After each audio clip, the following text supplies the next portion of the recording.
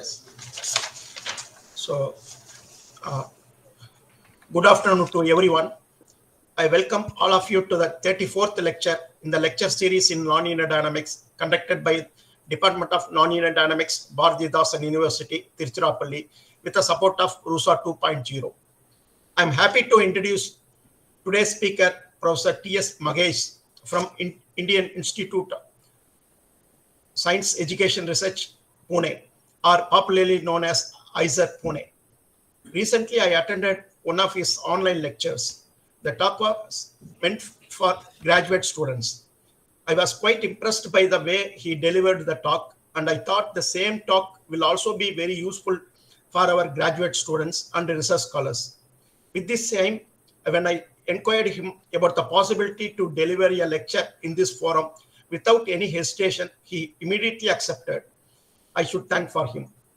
I wish to introduce the academic background of Professor Mahesh to our graduate students.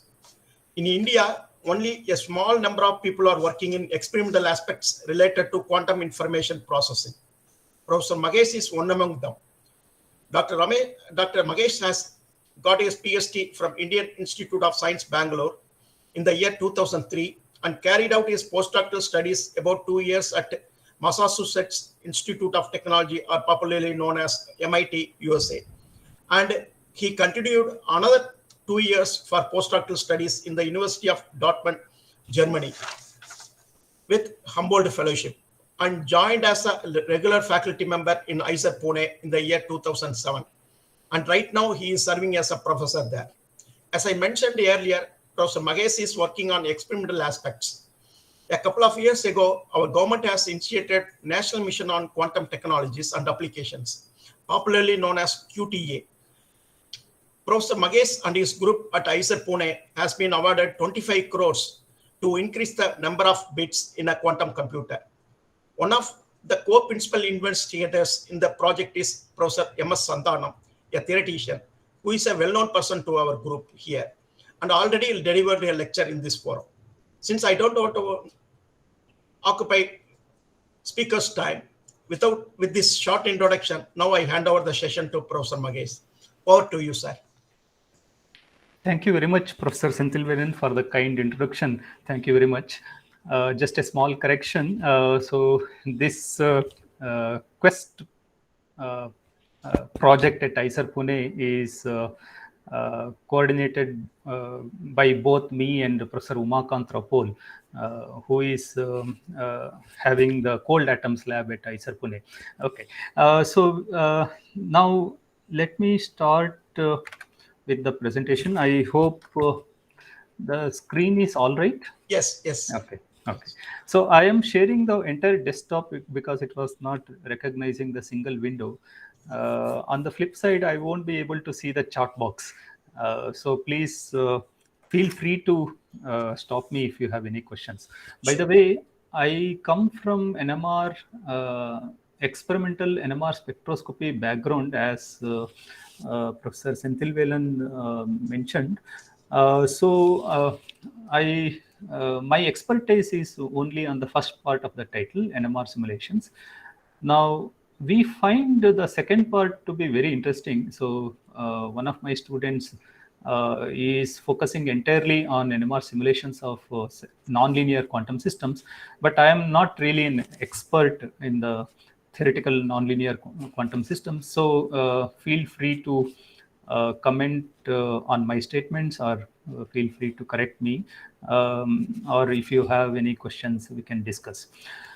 Okay, so let me start with an outline.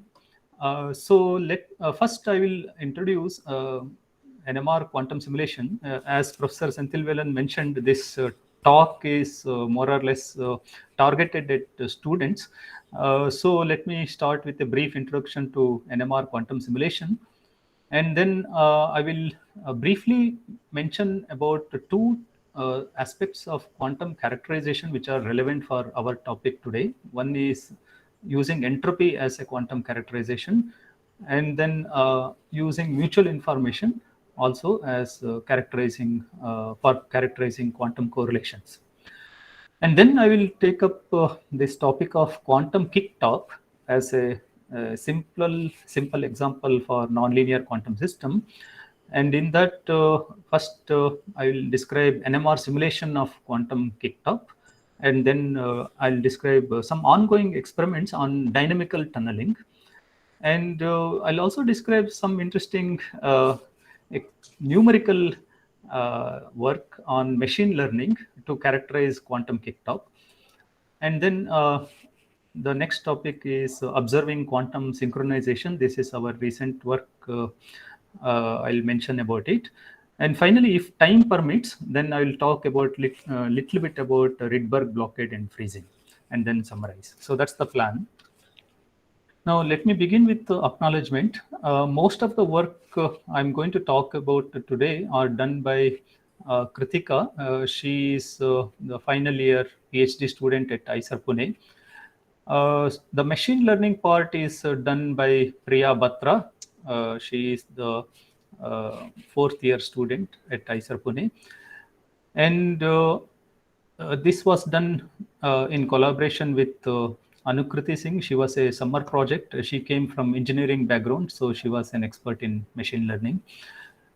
And the synchronization part is done in collaboration with Parvinder Solanki, who is a PhD student with Professor Sai Vinjanampati at IIT Bombay. And Dr. Anjusha and Dr. Soham Paul were PhD students in our group. Right now, they are postdocs at University of Ulm and University of Cambridge, respectively.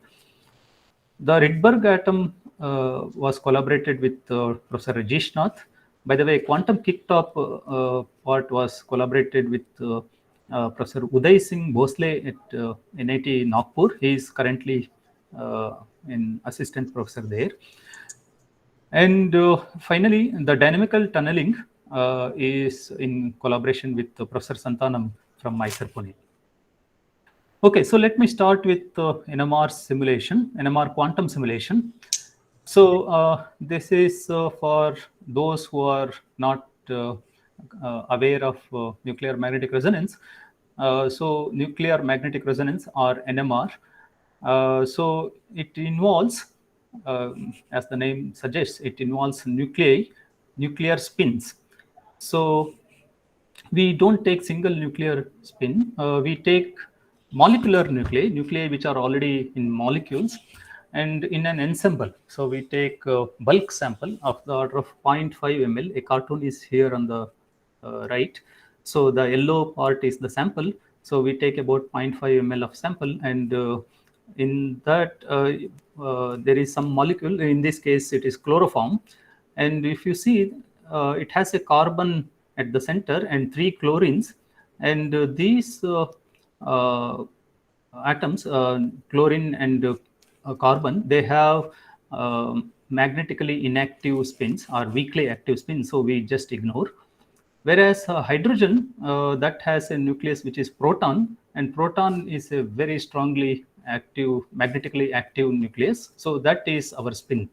Okay, so that is so since there is only one nuclear magnetically active nucleus here, so that is our spin. So that is a proton is a spin half particle, and so spin half particle is a 2-level quantum system, which is a analog of classical bit. So we call this as a quantum bit or a qubit. Now, when we place such a nucleus inside a strong magnetic field, how strong? It is of the order of 10 to 20 Tesla. So that is about 100,000 times stronger than Earth's magnetic field. So such a strong magnetic field, and that is generated by superconducting magnets. Then we have sufficient energy gaps, and so that's the Zeeman energy gap between the two states, two spin states of the nucleus. And we can label the two spin states as 0 bit or 1 bit. Okay, so that is those are the two orthogonal states of a qubit. And then we can cause the Rabi oscillations between these two levels with the help of radio frequency pulses, so radio waves, which happen to be in the range of 0.5 gigahertz to 1 gigahertz. So that is called nuclear magnetic resonance. So you have nucleus, you place it in a magnetic field, and you cause resonance by using radio waves. Now here is the picture, panorama picture of NMR Research Center at ISER, Pune. So we have 4 state-of-the-art NMR spectrometers. You can see from left to right, it is 14 Tesla, 11.7 Tesla, and 9.4 Tesla and 9.4 Tesla magnets. So these are all specialized in various ways. For example, the center one, so that is where we do most of our experiments, is specialized for quantum information processing. Now, as I mentioned, we take molecules where there are magnetically active nuclei. So depending on number of magnetically active nuclei, we have number of qubits. For example, in the first structure here, molecular structure, we have 2 protons. So we have 2 qubits. So in the other molecules of the first row also, so we have 2 qubits here, and here 2 qubits are H and C. C is now carbon 13. When carbon 13 exists in the molecule, so that is a spin-half particle again. So and also 31 phosphorus. So that's also a spin-half particle. So we get 2 qubits. Now, one of the requirements is addressability. That means we should be able to individually manipulate these 2 hydrogens. That is possible because of some effect called chemical shift.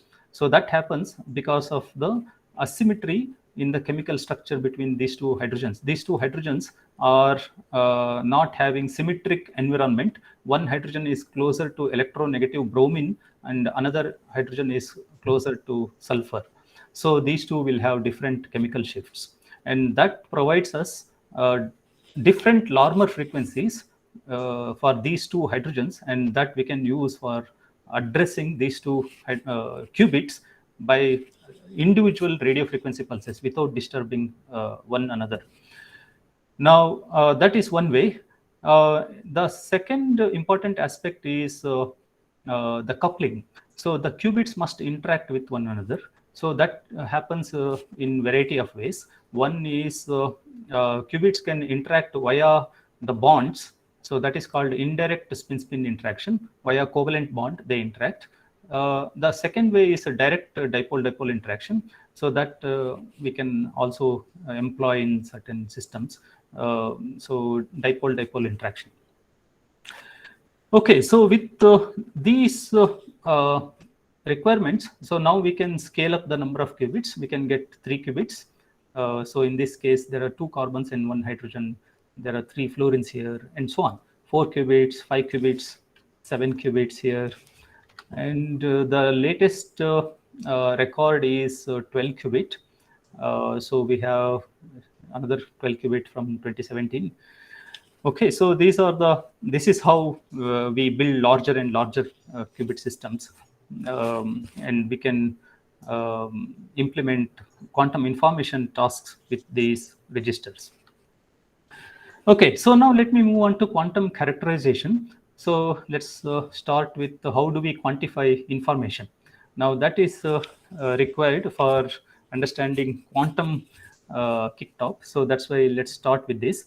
So you can see that in the top paragraph containing only 0, suppose we have a register where all the bits are set to 0, we can say that it has no information.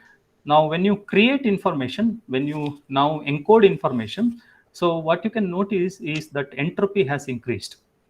Now, so there is a clear relation between information and entropy. Now, if you again erase information, now again entropy decreases. So this was noticed by Shannon, and so he proposed this as the information metric, information quantifier. So this is called Shannon entropy. H of x is equal to p log p, where p is probability of either 0 or 1.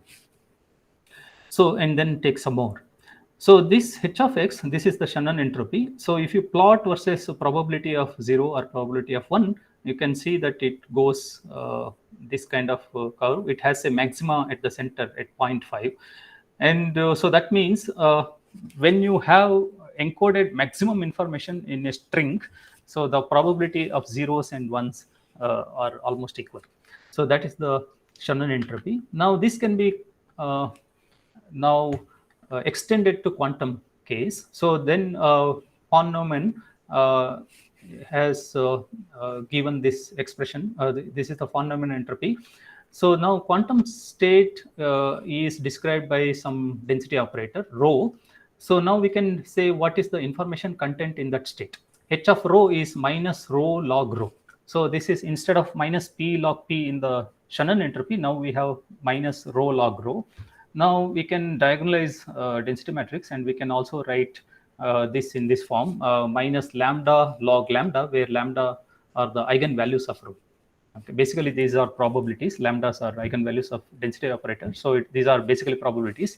So in some sense, it is same as Shannon entropy. Now, as an example, you take Werner state. Werner state is a particular state which is a mixture of identity with a Bell state. So in this case, singlet state. Now, if you see this coefficient epsilon, and here the coefficient is 1 minus epsilon by 4. So this is a density matrix, mixed density matrix called Werner state. Now, if epsilon is 0, then you have only identity. So that's the maximally mixed state. Okay, and so that, as you can see, has the highest von Neumann entropy.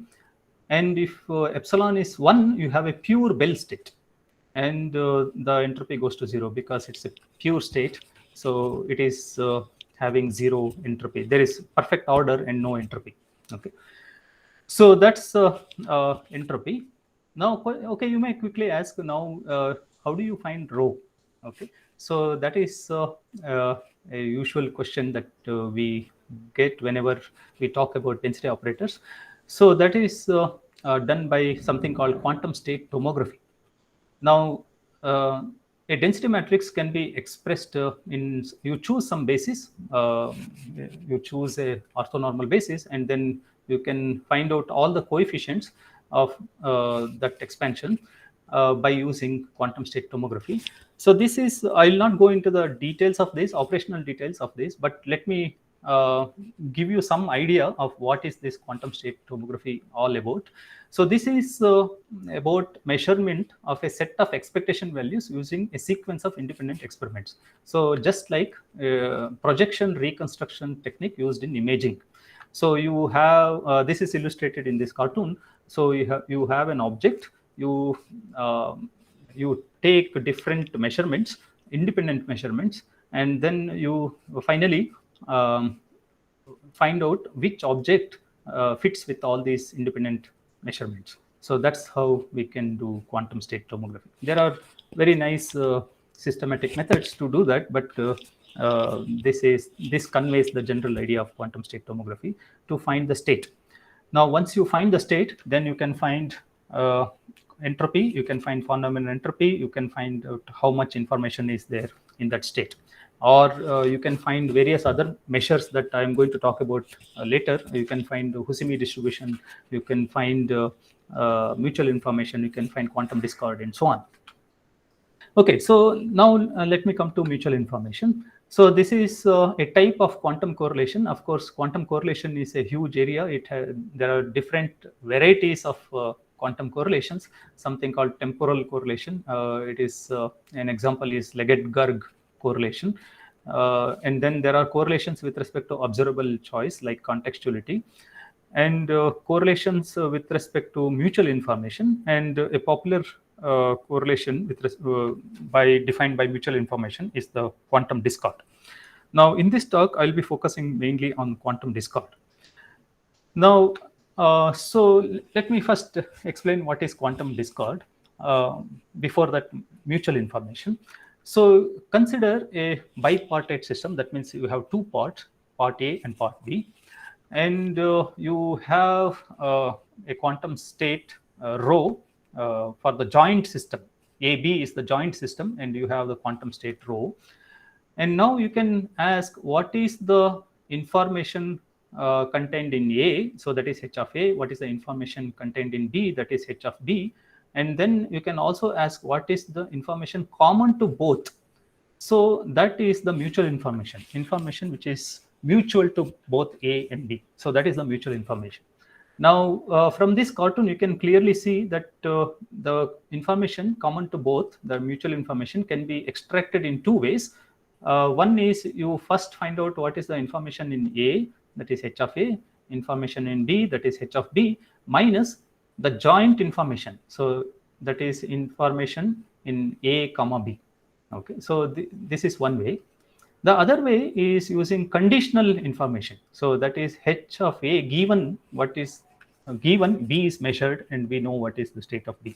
So that is the conditional information. So H of A minus conditional information of A given B, or that is same as information of B, H of B minus conditional information of B given A. Okay. So now we can find out mutual information by the upper method or by the lower method. So let's call the upper method as I and lower method as J. Classically, these two are perfectly equivalent. There is no issue with that. However, now quantum systems, they obviously are disturbed by measurements. Now you can notice the second method requires measurement. So it is information of A given what is B, or information of B given what is A. So that requires measurement. So obviously in the case of quantum, these two are not same. So I equal to J for classical systems, but they can be different for quantum systems because J, second one, needs measurement. And that's how the quantum discord is defined. So it is basically the difference between these two methods, between I and J, and you find the minimum difference between these. So that is by maximizing the second one, you get the minimum difference between them. So that is called quantum discord. So it is the difference between two ways of defining mutual information. So that is quantum discord. Now, I will explain what is the motivation for calculating discord. I will explain in the later slide. But it turns out that although it is defined this way and it is very powerful measure of quantum correlation, in fact, it is more powerful than entanglement entropy. But there is no analytical formula for quantum discord. So it is defined this way and it has to be computed this way. And it is computationally hard. So it has been proven that there is no easy way to compute quantum discord. However, I will show that machine learning can come to help here, and we can predict quantum discord to a great accuracy. Okay. Now, why these are required for quantum nonlinear system, I will explain later. Okay, so let's move on to quantum kicked-off. So let's take it as a simplest example of nonlinear quantum system. Now, first, let me describe how we can simulate a quantum kicked-off. So before that, to start introducing nonlinear systems, so why we are interested in that? We are interested in it because we are interested in quantum information processing, and it has been noted that quantum nonlinear systems which lead to quantum chaos, it poses a problem, it poses a challenge for quantum information processing. So this has been well studied and it has been noted, and that's why we want to understand this quantum nonlinear system. That's one of our motivations to look into quantum chaos. So classical systems can be nonlinear, like pendulum, for example. So we have nonlinear equations here. A nonlinear classical system may be extended to a quantum system, quantum limit. A nonlinear classical system is extended to a quantum limit. So that's what we mean by nonlinear quantum system.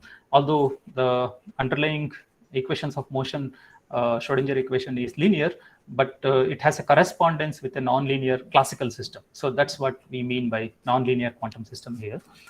And resulting Hamiltonian consists of linear as well as nonlinear terms. So it has some operators, and there are nonlinear dependence on operators. So H is equal to alpha Q, that's the linear operator, plus beta times R square, where R square is the nonlinear operator.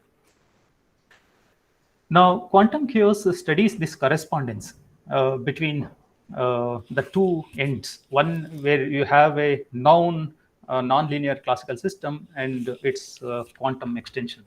So that's the correspondence we want to study in quantum chaos.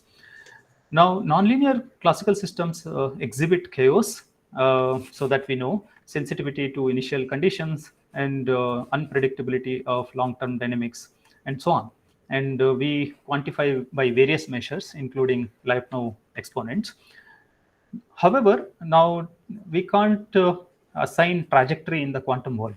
So we have wave nature, so we can't assign trajectories. So quantum chaos is quantified in terms of entanglement entropy. So I just talked about Farnham entropy. Now, if you have a joint system, then you take the reduced density matrix of one of the systems. Okay, if you have A and B, you take the reduced density matrix of only A, and then calculate its entropy, and that's called entanglement entropy. And that's one way to quantify quantum chaos. Or you can also quantify quantum chaos by quantum discord or Husimi distribution, level statistics, and so on. Okay, so instead of trajectory, we can use other methods. Now, coming to the particular system kick-top, so it's a dynamical system with a single degree of freedom.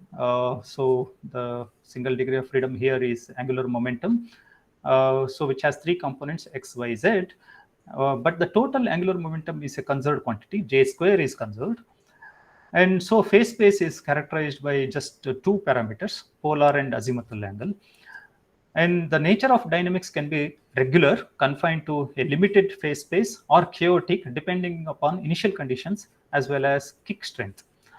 I'll talk about what is kick in the later slides. Classical kick tops have been realized experimentally. For example, this one, Waldner in 1985, using magnetized crystals and so on. Now, one can work out transformation equations for classical kick tops. And so the transformation equations look like this. So x goes to x cos ky plus z sin ky, where k is the chaoticity parameter.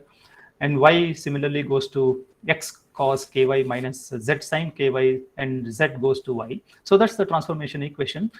And you can see that as chaoticity parameter goes to 0, x goes to x, y comes to y, and z goes to, sorry, it should have been z goes to, I think it's z goes to, okay, so maybe z goes to z.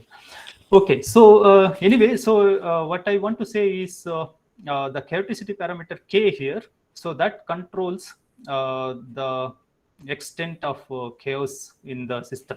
So if k is small, then it is periodic or regular. I'll show the phase space structure in the next slide. If k is large, then it can lead to chaos.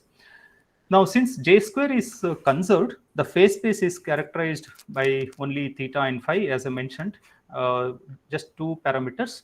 And so the transformation equation here is just the usual transformation from Cartesian to polar. So x equal to sine theta cos phi, y equal to sine theta sine phi, and z equal to cos theta. And here is the trajectory obtained by the transformations that I mentioned earlier.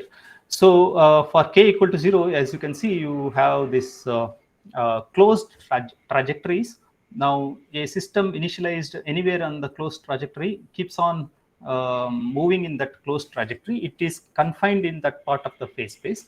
Whereas as you increase chaoticity parameter, you can see that there is more and more chaotic C here, and a particle initialized anywhere in the chaotic C, it explores a large part of the phase space.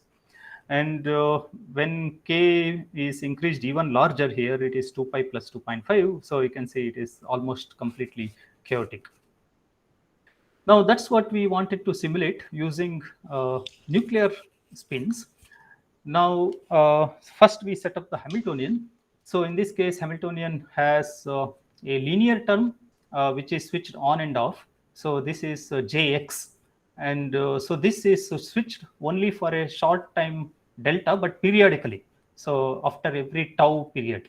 So this is called the kick. So kick is switched on and off periodically at every interval tau, and it is on for a duration capital delta, and there is always a nonlinear term jz square. So that's the nonlinear term here. Now kick number is denoted by n here. Now assumption is that the kick duration delta is much smaller than the kick interval. Now we can write down the propagation operator u. So that is u qkt power n, where the flow k operator u qkt has this linear part as well as the nonlinear part. Now, it turns out that a single spin half cannot simulate QKT because this nonlinear term is simply absent. We need at least spin one particle to have this nonlinear interaction. And then we can find out what is the transformation equation now. Okay, so this is the these are the transformation equations. By the way, z goes to y is correct. Okay, it's from the previous slide. Okay, so now you can see these are the nonlinear equation, and in the classical, in the j equal to small j is here the spin number, that is the spin j, and as j tends to infinity, it approaches the classical limit that I mentioned before. So it approaches this classical transformation. So that's the quantum kicktalk. And now what we do is we take 2-qubit system, and we have the Hamiltonian, which is already built into that. So these are the kicks are provided by radio frequency waves, we call pulses, and the nonlinear interaction is provided by the spin-spin interactions. So that is J1, J2. So spin-spin interactions provide the nonlinear interaction. Now we can control the ratio of these the kick strength to the nonlinear interaction strength, and that gives us chaoticity parameter. I don't have the expression here, but this ratio is this ratio controls the chaoticity parameter. Now, so this is how the pulse, the experiment looks like. So we initialize the 2 qubits in one particular point in the phase space, theta naught, phi naught, and then we apply this kicks with after every interval tau. And we can apply a number of kicks, and now we have to quantify how much is the chaos. Now, experimentally, it is easier to quantify the opposite of entropy, that is called order. So we call this as order parameter. This is basically 1 minus entropy with a scaling factor. And so that is our quantifier. And here we can measure this directly from the signal that we get from the nuclear magnetic resonance spectrum. Now, smaller order parameter, so that is higher entropy, indicates higher chaoticity. So here is the result, experimental results. So this is after 8 kicks. So you don't need too many kicks actually. Within about 8 kicks, we get the structure here in the phase space diagram. So this is the order parameter experimentally measured, and lower rho is the theoretical classical limit for reference. And this is for just 2 spins which together simulate a spin 1 particle. Okay, so you can see that for smaller values of k, like k equal to 0.5, so there is a regular structure, whereas for larger values of k, you can see that there is a chaotic C emerging. But since it is a deep level quantum system, that means it's a very small quantum system with low spin number. So you don't really get quantum complete chaos. So this is still having some kind of periodicity, some kind of regular regions. You can't realize complete chaos in such a small quantum system. Now, what we are interested in is how it can affect quantum information processing, because there have been number of studies. I have listed 2 here in the following, in the third point here below. So there have been studies which predicted that quantum chaos will be one of the challenges to overcome for successful quantum information processing. Now, this is a clear demonstration of how that challenge is going to be.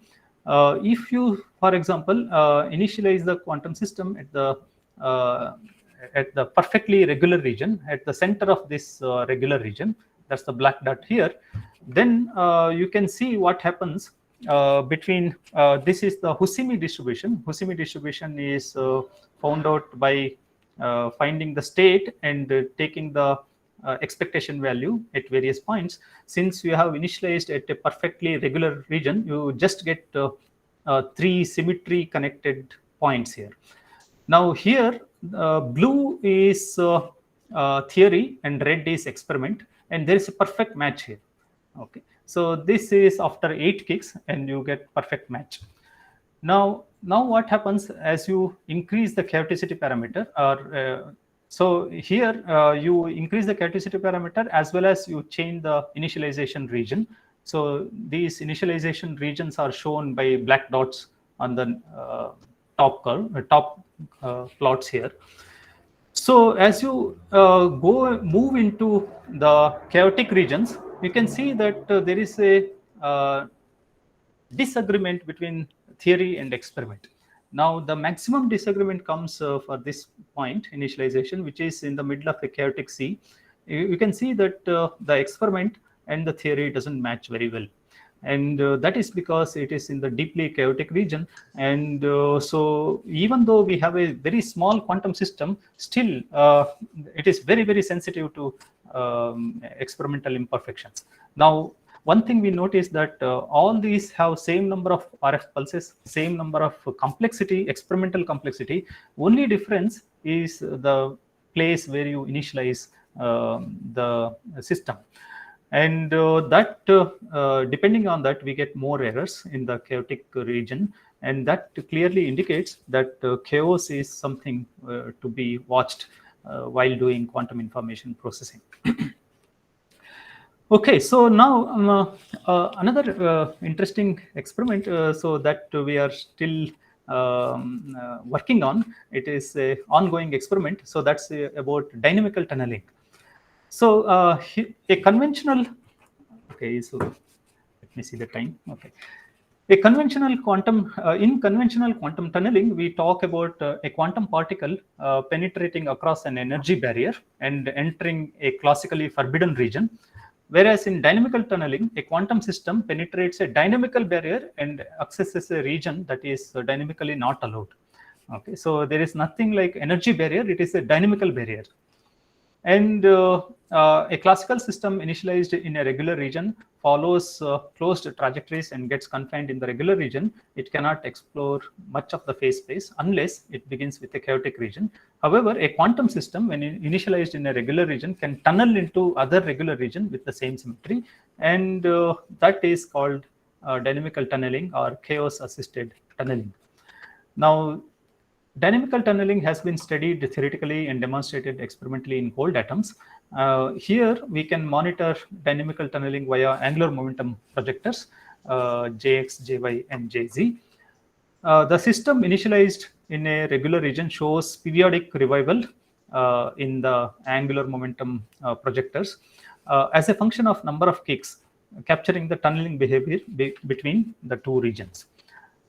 As the system size increases, it approaches the classical limit, and hence quantum effects get suppressed.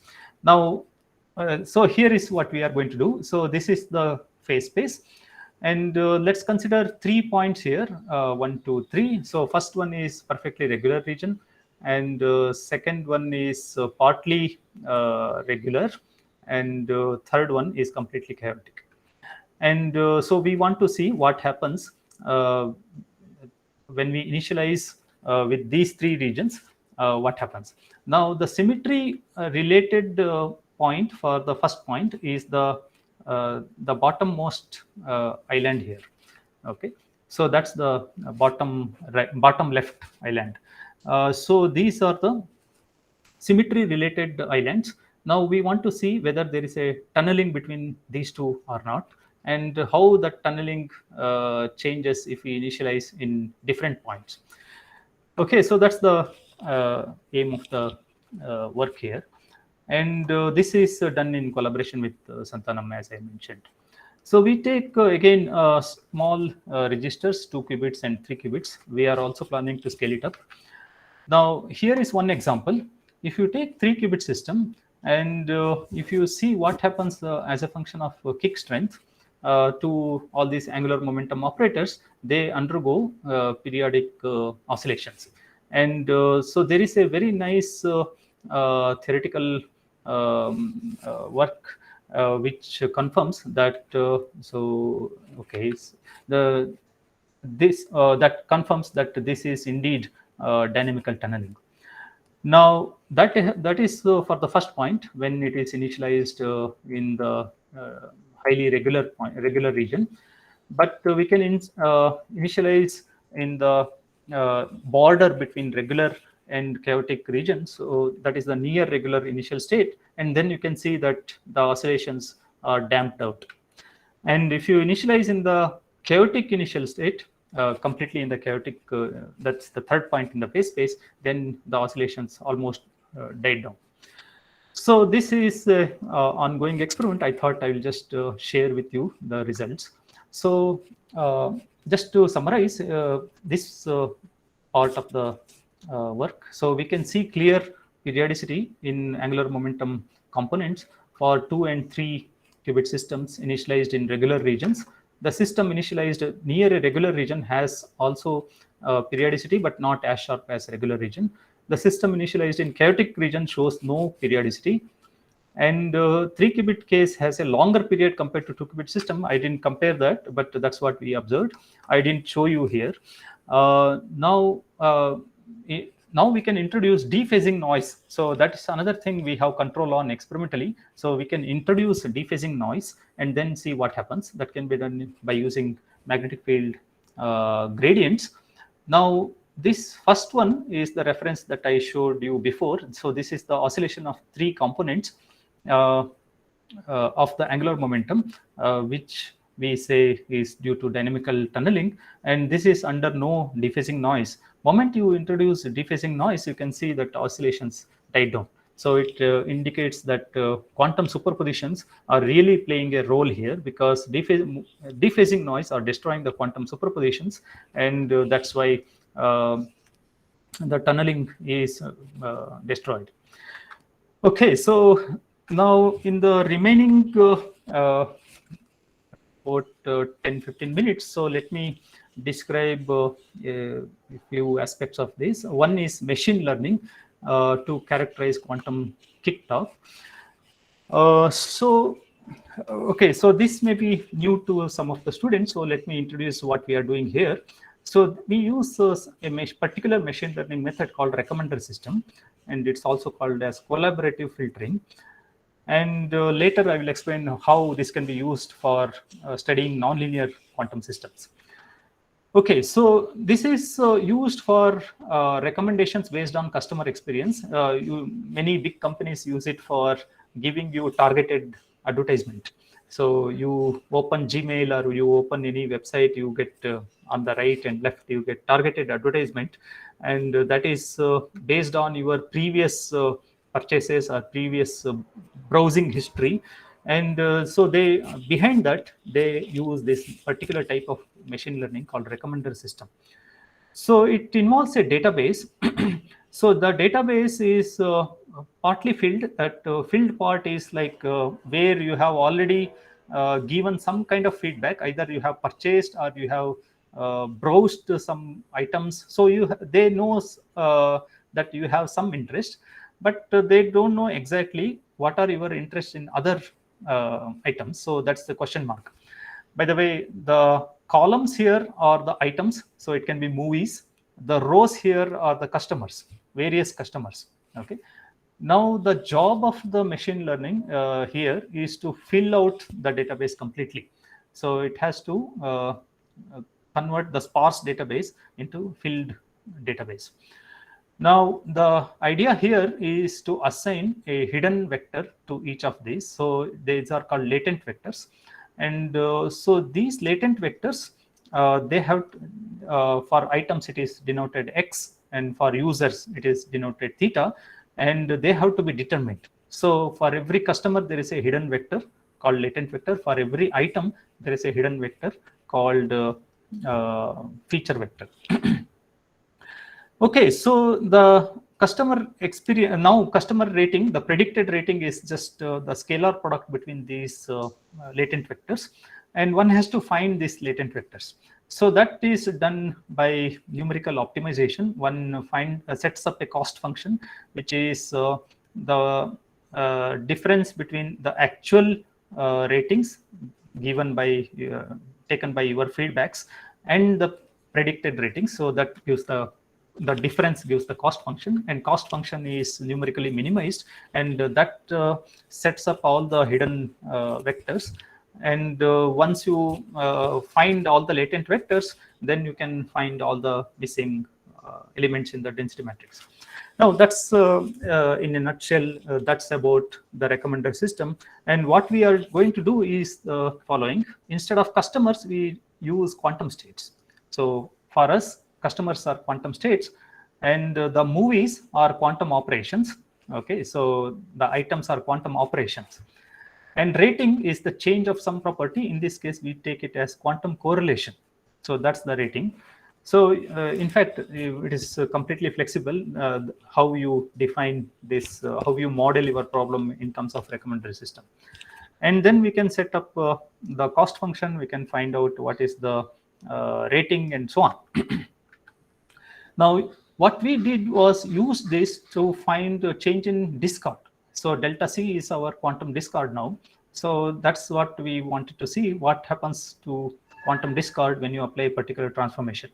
Now, as I mentioned earlier, it is very difficult to find quantum discard, but it is, as I am going to show you, this is fairly easy to predict within certain error bound. And so that's what we have done, and now this is well accepted. So the y-axis, the z-axis here is the change in the quantum discard, and we are plotting versus actual quantum discard. So this is a study where we have done comparison with the actual quantum discard with the predicted discard, and they fall in straight line. So that means prediction is fairly good up to about 50% sparsity of the database. Now, when you go to 90% sparsity, you can see that the prediction is not so good. Now, the important thing is the time. So prediction is 30 to 40 times faster than actual computation. So that's the key thing here, that the prediction, although the errors are bounded between bounded below 20%, the speed up that you gain is significant. Now that can be used now for studying quantum kickdown. Now what we are going to do is we are going to use discard phase space. Now this was already noted here by Vaibhav, Madhok and co-workers that discard can be used as a phase space parameter to study quantum chaos, but quantum discard is a hard problem, numerically hard problem. That is also proven. So we used a recommender system prediction of quantum discard, and the top row here shows the exactly computed quantum discard phase space for two different chaoticity parameter. First column is for 0.5, and so that's the regular region, and second column is for chaoticity parameter 2.5. So that has many chaotic region. Okay, so now that's the first row is exactly computed, whereas the second row here is predicted by recommender system, the machine learning. We didn't compute fully. Now sparsity is now 40%. So that means 60% is computed exactly, but 40% is predicted. So you can see that it matches fairly well with the first one. Now you increase the sparsity to 80%. So only 20% you need to calculate, and rest of the 80% will be predicted. Now in the case of regular phase space, like chaoticity parameter is 0.5, you can see that prediction is pretty good even at 80%. However, moment you have chaos, you see that it is not so well. The prediction is not as good as in the other case. Okay, so but nevertheless, you can see that machine learning has a lot of potential to help in understanding and characterizing quantum nonlinear systems. Now, I see that I have about 5 minutes, so let me describe uh, our recent work on on synchronization. So let's start with classical synchronization. We all know that if you hang two clocks, so they ultimately synchronize. This is what was observed by Huygens in 1665, and he came up with this entire field of synchronization. So two systems um, uh, getting into same phase via some kind of coupling. Here the coupling is provided by the same bar from which these two clocks are hung. Now, what we are talking about here is phase synchronization of a driven dissipative quantum system. And this is another well studied topic. There are a number of papers on this. So idea is that if you have a two level quantum system and with a well defined limit cycle, and then you can initialize the system in particular state. We call that as spin coherent state.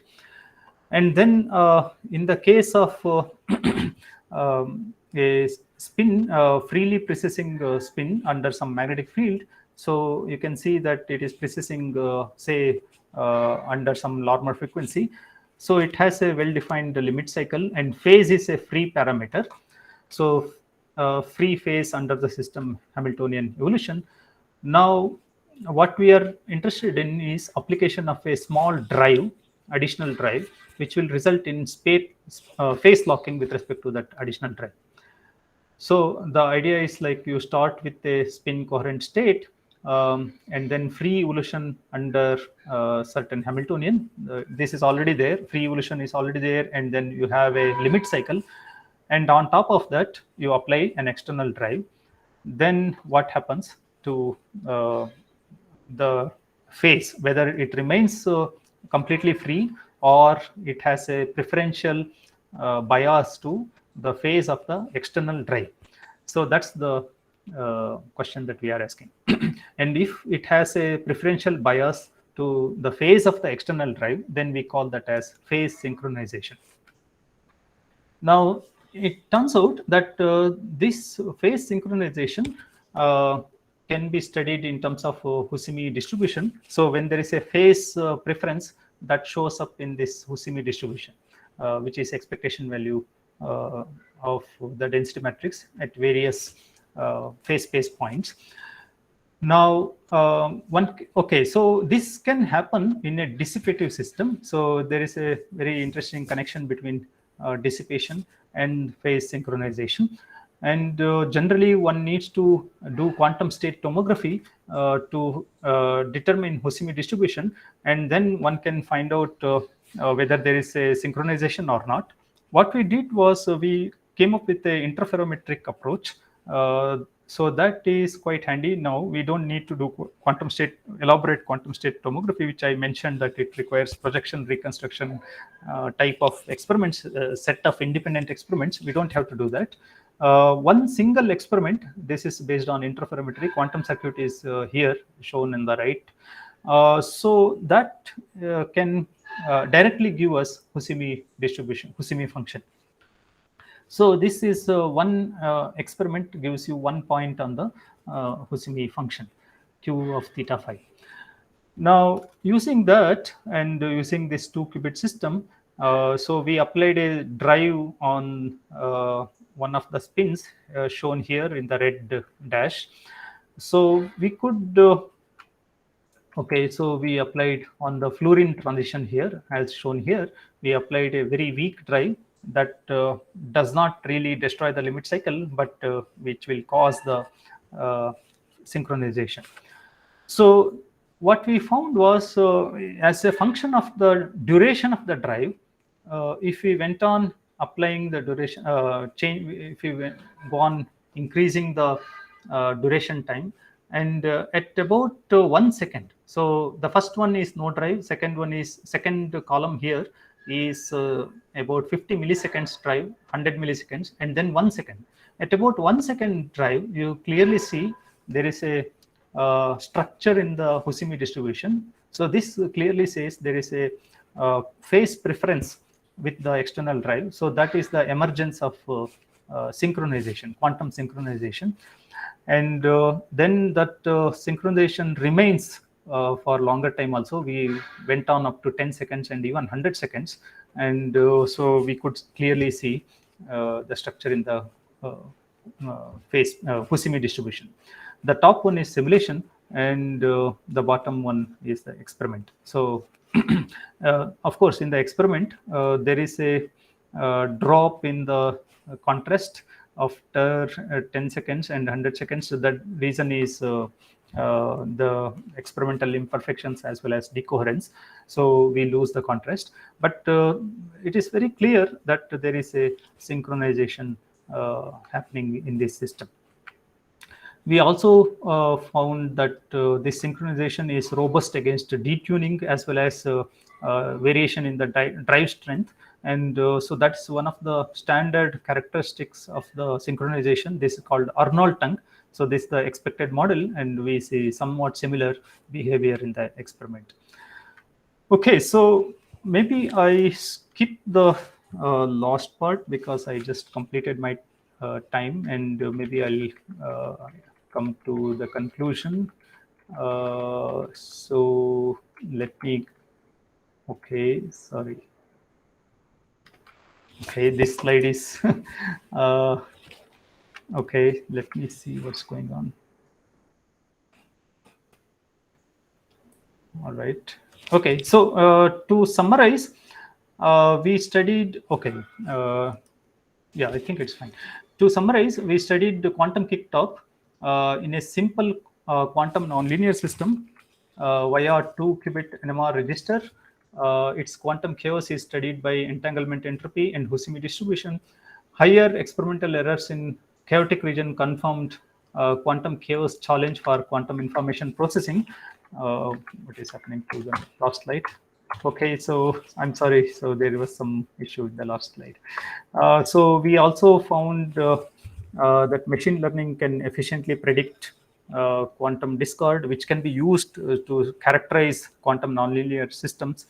And finally, I showed how we can simulate and study quantum synchronization, phase synchronization, on a dissipative quantum system by applying a weak external field. Thank you very much. Okay. Thank you, sir.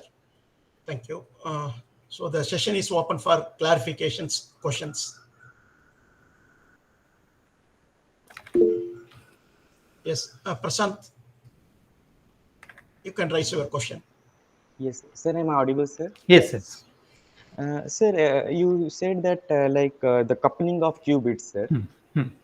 So that can be due to like dipole interaction also. Yes, yes. So is it possible that we have two separate molecules, and the hydrogen molecule of the two separate molecules can interact somehow like in direct dipole interaction, and we can think of some kind of coupling, and we can think of the increasing the qubits in that way, like we. Yes, sir.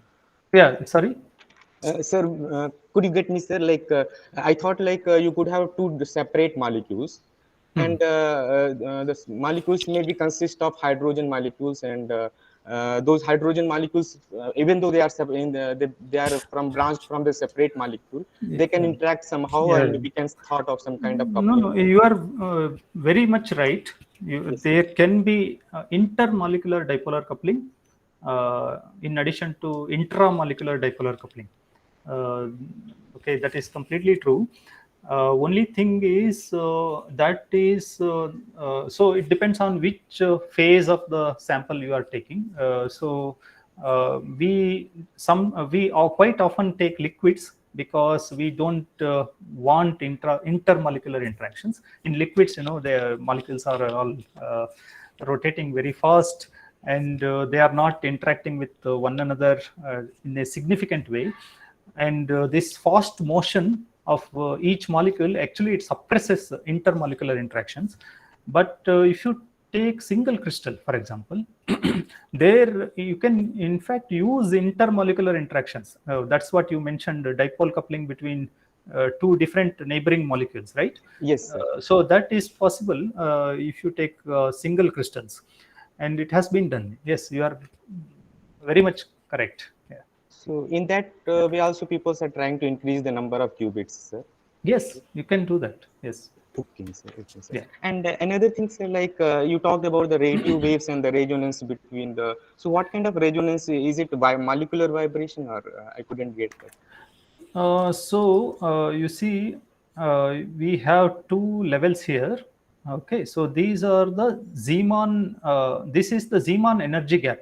So if you keep a magnet in a uh, you know magnetic moment mu, in a field B, there is a Hamiltonian mu dot B. Okay.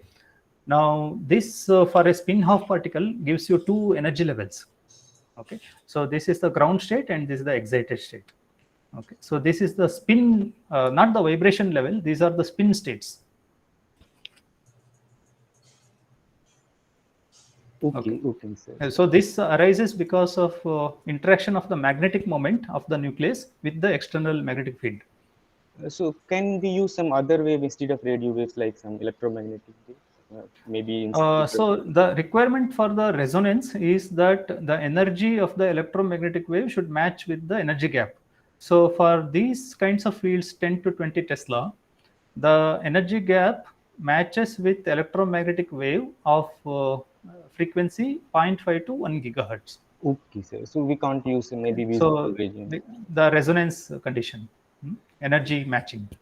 Okay, so visible regions can't be used, sir. Visible region, you need enormous field because it's quite high frequency, right?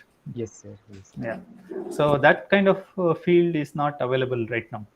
Okay, thank you, sir. Sir, another last question, like actually, like we will have a multi-soliton formation in the laser cavity, sir. So, is there any study like to give some kind of quantum protocols for to study dynamics of those multi-soliton interactions? We have like it's kind of pulses, the multi-pulse formation inside the laser cavity. So, laser cavity is also dissipative system, as you talked the last moment, like so. Okay. Yes, sir. So those are dissipative system, and there is a like formation of like self-similar structures inside the those dissipative system, Okay. and they can interact with each other. Those multiples, optical pulses. So Okay. the pupils are doing some kind of numerical simulations for study the dynamics of those things. So is it possible that I could learn some kind of quantum simulation for study?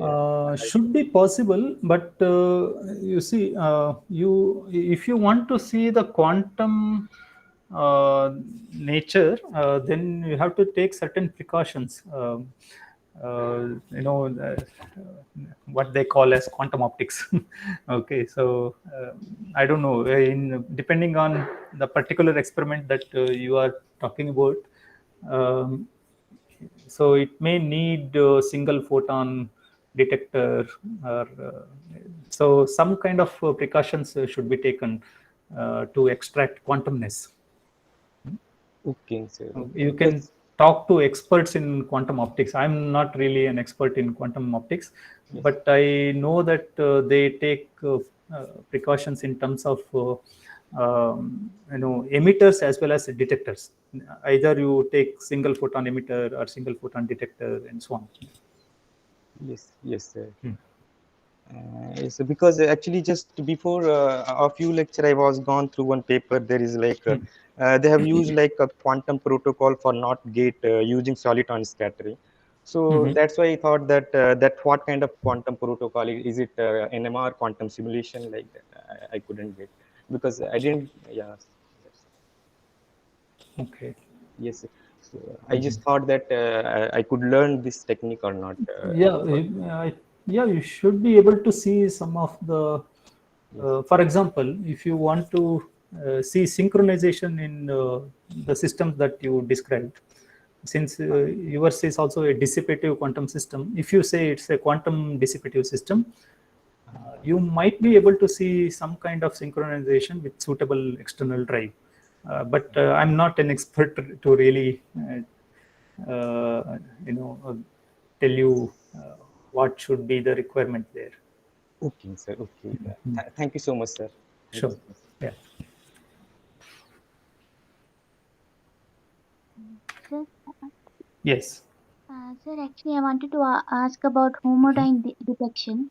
Mm-hmm. Sir, when we use machine learning and quantum system, there in some papers they say that for input we give we use homodyne detection techniques. Mm-hmm. So is it some kind of measure to to give the input to the uh, neural network like that, or we have to some can you explain what is homodyne detection in more detail? Okay, so I don't know exactly what you are asking, but homodyne detection means that if you have a signal coming out from some experimental device, uh, then you are measuring uh, one vector, okay, so one time sequence.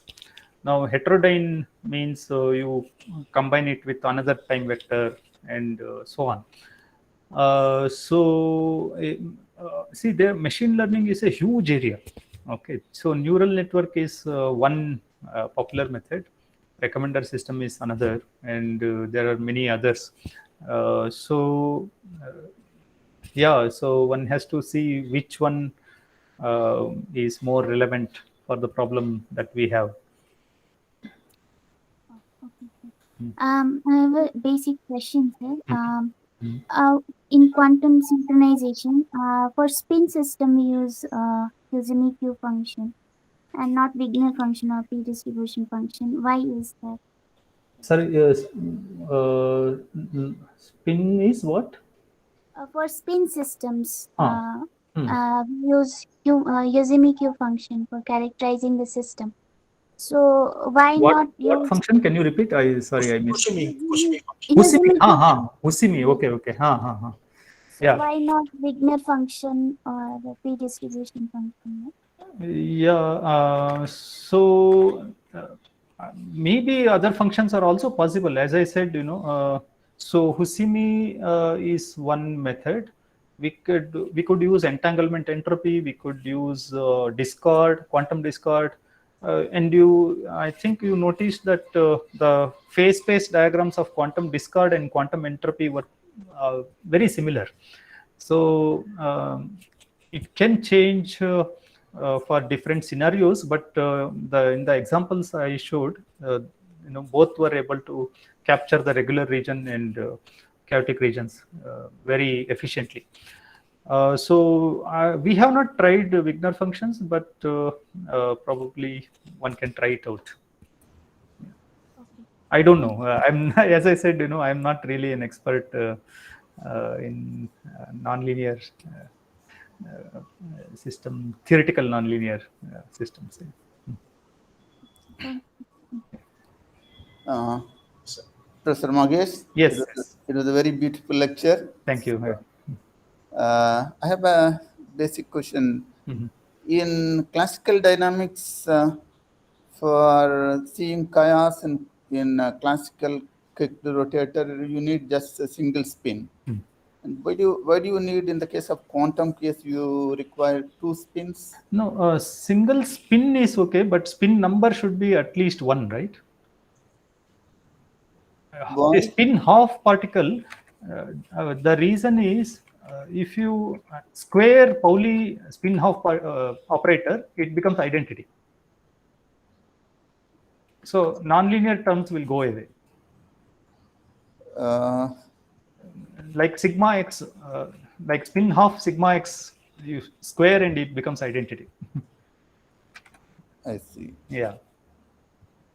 Okay. So at least you need spin one. But if you have additional external forcing, something like that, will not the single spin. Yeah, you have to bring in some nonlinear effect somehow. I don't know how to bring nonlinear effect in a single spin half particle. Yeah. Okay. Hmm. Okay then. Thank you. Yeah. Thanks. So, any other questions? Okay, sir, I have a couple of questions. Sure. On page 23,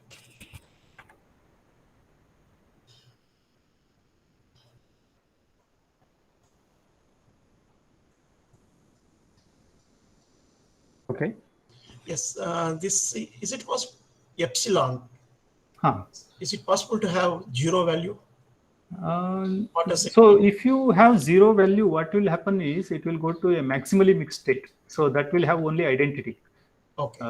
So I think I had that expression somewhere. Yeah. So that will in the Werner state I gave that example. So epsilon times Bell state plus 1 minus epsilon times identity. Yeah. So If epsilon equal to 1, you get a belt state. If epsilon equal to 0, you get only identity. Yeah. And if epsilon equal to 1, you get one Bell state. Bell state. So epsilon is basically the purity factor. Okay. Okay. Then on 2 pages later, 25. You are talking about chaos. Actually, what happens in the physical system when chaos occurs? Yeah, so this is one example of what happens here. Yeah. So what we notice is when there is no chaos, there is a very good agreement between theory and experiment. So that is what is indicated in this figure, subfigure A. Now, when there is quantum chaos, it becomes very sensitive to instrument errors. Although we have same experiment with same complexity, you can see that the red dots, which are experiments, are not overlaying with blue dots. Yeah. And now that's a challenge for quantum information community, because this is now coming due to intrinsic quantumness of the system, not due to external noise. Okay. So this is something not really taken seriously by the community, although many people have predicted these effects. So this is there are not many experimental studies on this. Okay. Okay. Okay. Let me. Yeah. Then one more doubt, sir. This recommended system and this machine learning you are talking is classical machine learning on quantum systems or something. Exactly. Okay. Yeah, right. So if you move on to quantum machine learning, will it to? Yeah. So recently, quantum machine learning is making a lot of news. So we are slow in moving to that, because that needs actually quantum computer. Okay. So once we have quantum computer, one can do quantum machine learning. So right now we are what we want to do is how much development we can do in controlling quantum registers using classical methods, because right now we don't have quantum computer. Yeah, that's what I feel. Okay. This is classical machine learning and quantum. Yeah, right. But you are right. Quantum machine learning is making a lot of news these days. Yeah. Okay, thank you, sir. This is futuristic. Yeah, we are also trying, but I see. thank you, sir. Sir? Yeah. Sir, are there some conditions for to study the particular system or entity using the NMR quantum simulation? So there would be some kind of system, conditions, right, sir? Conditions for what? Can you? Conditions for to find a particular system which can be studied in the term of their dynamics, like using the NMR quantum simulation. Yes. So there is a very famous criteria called DiVincenzo criteria. Okay, so that is a stronger and well-defined criteria. It says what it takes to build a quantum computer, okay, or to build a quantum simulator, or to build a quantum communication network. So these are very well defined. For example, for quantum computer and quantum simulator, there are 5 requirements that must be satisfied. This is called DiVincenzo criteria. And if you drop one or two of them, then you will get a restricted version of simulator. In fact, NMR itself doesn't satisfy all the 5. It satisfies maybe 3 or 4. Okay, so that's why it is not considered as a full scale standalone quantum computer. Okay, but what we are trying to do is we develop methods which can be used in various other architectures also. So for example, various methods which are originally developed in NMR quantum computer are now used elsewhere. It is used in superconducting qubits, it's used in optics, cold atoms, everywhere. Yes, sir. But the other method is people are also thinking of hybrid systems, not just one system like nuclear spins or superconducting system, but what happens if you combine them, then whether you can meet those conditions better. So Yes, sir. Yes. Sir, can you suggest some learning resources for NMR quantum? So NMR, there are many textbooks. Quantum computing also, there are many textbooks. Unfortunately, there are not many textbooks on NMR quantum computing. Okay, but there is one textbook by a Brazilian group, Oliveira. Oliveira. Okay. Okay, so Yes, you can see. okay. Thank you so much. Sure. So are there more questions?